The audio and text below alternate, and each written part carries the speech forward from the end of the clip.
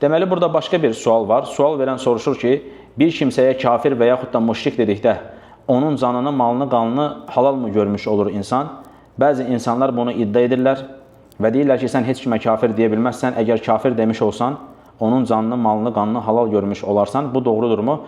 Xeyr, bu məsələyə fərqli, yəni bunun həmən muhtemelen kimlərdən çıxdığı insanlara mərufdur.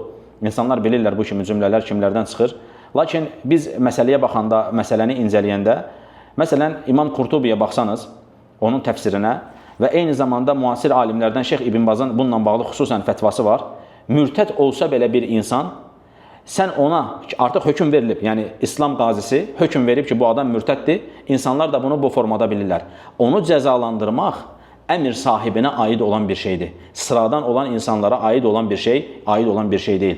Yenə eyni şəkildə İmam Qurtubi rahimehullah da bu məsələni izah edərkən eyni şəkildə izah edir ki, bu fərdlərə aid olan bir məsələ deyil, bu əmir sahibinə aid olan bir məsələdir.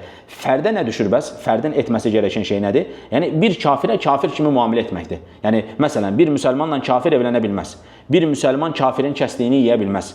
Bir müsəlman kafirin cənazəsini qıla bilməz. Yəni dünyalıq onunla etmiş olduğu müamilədə onunla bir müamilədir. Amma onun canının, malının, qanının halal olması bu insanlara yansıdıldığı formada deyil. Bunu insanlara bu formada yansıdıb, insanlara qarşı qışqırtmağa çalışan insanlara gedin sual verin. Deyin ki, siz məgər ateistləri təkfir etmirsiniz?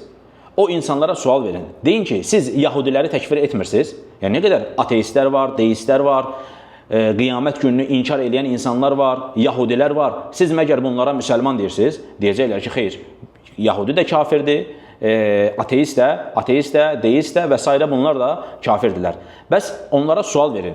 Eyni şəkildə sizə ki, necə bu sualı ünvanlandırıblar, siz də bu sualı onlara verin. Onda belə çıxır ki, sən yahudilərin canını, malını, qanını özünə halal görürsən.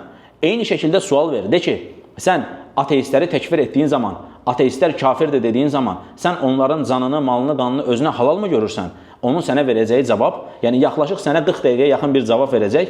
O cavabı verdikdən sonra ondan rica et ki, o yazmış olduğun səsi get evdə bir daha dinlə. O sənin bizə vermiş olduğun sualın cavabı eynisə sənin üstündə keçərlidir. Yəni sənə gəlincə məsələ olar, bizə gəlincə məsələ olmazmı yəni? Bu həqiqətən də insanlara qarşı qışqırtmağın çox iyrənc bir metoddur. Yəni hani bir insanın qarşısına dəlil qoya bilmədiyin zaman başqa məsələlərə keçərsən.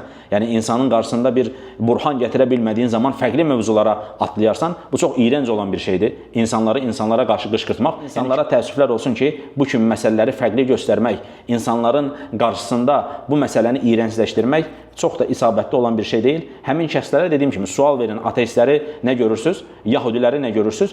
Desələr ki, onları müsəlman görürük, bu ayrı.